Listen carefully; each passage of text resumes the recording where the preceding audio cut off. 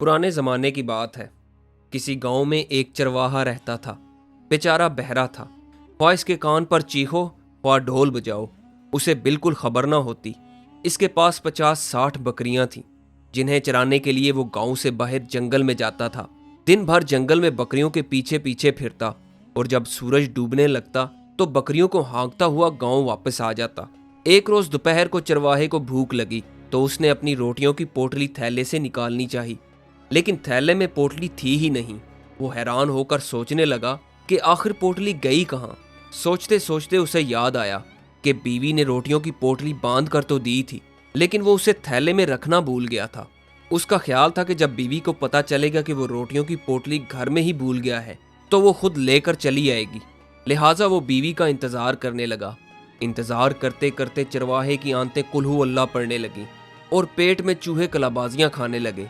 बार बार उसकी नजरें इस उम्मीद में गांव को जाने वाली पगडंडी पर उठ जाती कि शायद बीवी रोटी लेकर आ रही हो, मगर हर बार मायूस होकर वापस आ जाती। उसने सोचा मुमकिन है बीवी ने लड़के के हाथ रोटियां भिजवाई हों, मगर वो शायद गली के लड़कों के साथ खेल कूद में लग गया होगा। ये सोचते ही चरवाहे का मुंह गुस्से से लाल हो गया। उसने इधर उधर देखा। कुछ ही फासले पर एक घुड़सवार क्रांति से दरख्तों की नरम नरम शाखें और पत्ते काट रहा था। चरवाहा लपक कर उसके पास गया और कहने लगा, भाई तुम्हारी बड़ी मेहरबानी होगी अगर तुम जरा इन बकरियों का ध्यान रखो। मैं अपनी दोपहर की रोटी घर भूल आया हूँ। भूख के मारे मेरी जान निकल रही है।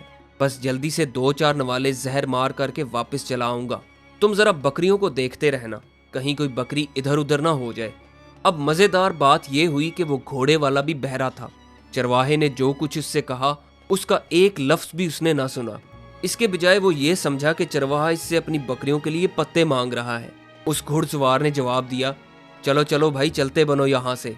इतनी मेहनत से तो मैंने अपने घोड़े के लिए पत्ते जमा किए हैं और तुम आगे मुफ्त में मांगने के लिए। दफा हो जाओ यहाँ से, मैं तुम्हें एक पत्ता भी नहीं दूंगा।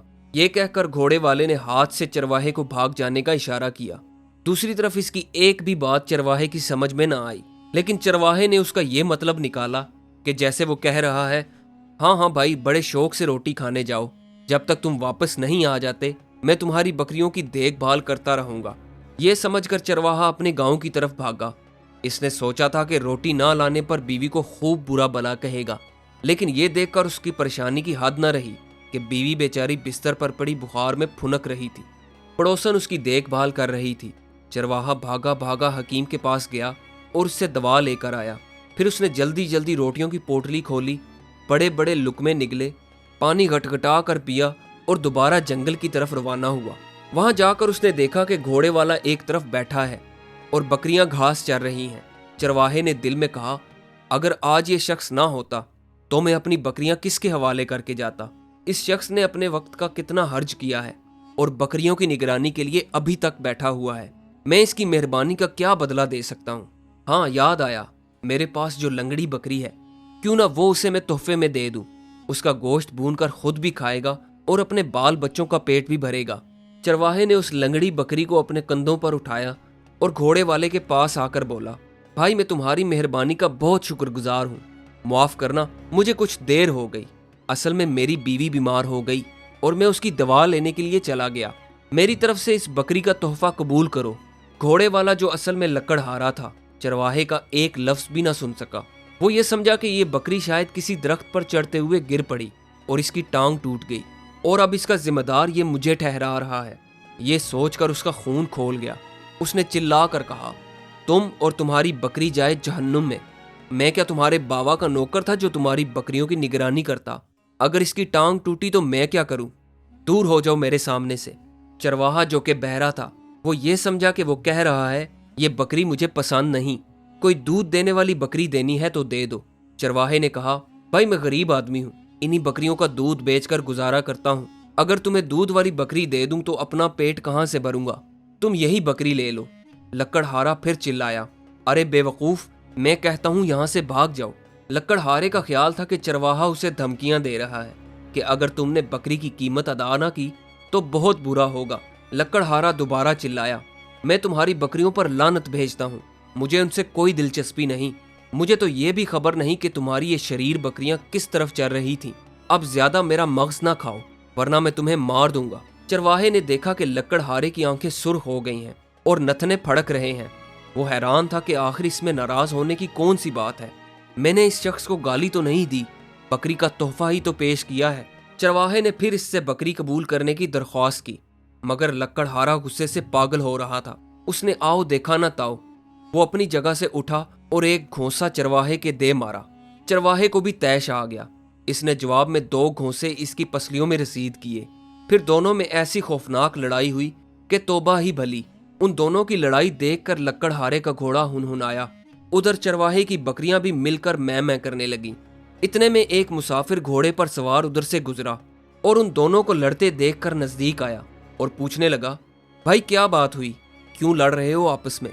चरवाहे ने कहा, देखिए जनाब, मैं उसे लंगड़ी बकरी मुफ्त में दे रहा हूँ क्योंकि इसने मेरी बकरियों की रखवाली की है, मगर ये दूध वाली बकरी लेना चाहता है। जब मैंने इनकार किया तो ये लड़ने मरने पर तुल गया। मुसाफिर ने अपने बाएं कान पर हाथ रखा और जोर से बोला, भाई मुआफ करना, मैं जरा ऊंचा सुनता हूँ, तुम्हारी बात मेरे पल्ले नहीं पड़ी, फिर से कहो, और हाँ जरा ऊंची आवाज से। दरअसल वो घुड़सवार भी बेचारा उन दोनों की तरह बहरा था। इतने में लकड़हारे ने अपना बयान शुरू कर दिया। वो समझा कि मुसाफिर इससे पूछ रहा है कि तुम बताओ कि क्या वाकया पेश आया। लकड़हारे ने उसके घोड़े की तरफ हाथ से इशारा करते हुए कहा, जनाबे वाला, मैं अपने घोड़े के लिए जंगल में से घास काट रहा था कि ये कमबख्त चरवाहा न जाने कहाँ गायब हो गया अपनी बकरियों को छोड़कर। फिर काफी देर बाद वापस आया और एक लंगड़ी बकरी लाकर मेरे सामने डाल दी और कहने लगा कि इसकी टांग तूने तोड़ी है। अब मैं इतनी देर से उसे समझा रहा हूँ कि बकरी की टांग मैंने नहीं तोड़ी, लेकिन ये मानता ही नहीं, बराबर वही रट लगाए जा रहा है। मैंने पहले जबान से समझाया, लेकिन आप जानते हैं कि लातों के भूत बातों से नहीं मानते। मैंने उसकी खूब ठुकाई की, तब होश ठिकाने हुए। अब आप ही उसे समझाइए। मुसाफिर हैरत से मुंह खोले लकड़हारे और चरवाहे की तरफ देख रहा था। उसे उनके मुंह से निकला हुआ एक भी लफ्ज सुनाई न दिया। वो भी इन्हीं दोनों की तरह कानों से बहरा था। जब लकड़हारे ने उसके घोड़े की तरफ इशारा किया तो वो एकदम डर गया। हकलाते हुए बोला, ये घोड़ा मेरा नहीं, मैं तो पैदल सफर कर रहा था कि एक जगह जंगल में ये मुझे आवारा फिरता हुआ नजर आया। मैंने उसे पकड़ लिया। अब आप लोग कहते हैं कि ये घोड़ा आपका है, तो मैं उसे आपके हवाले करता हूँ। उम्मीद है आप मेरी इस हरकत को मुआफ कर देंगे। ये कहकर मुसाफिर ने अपना घोड़ा वहीं छोड़ा और अंधाधुंध एक तरफ भाग निकला। उसका ख्याल था कि कहीं ऐसा ना हो कि ये लोग मुझे घोड़े की चोरी के जुर्म में पकड़कर काजी के सामने ले जाएं और वो मुझे कैद खाने में डाल दे।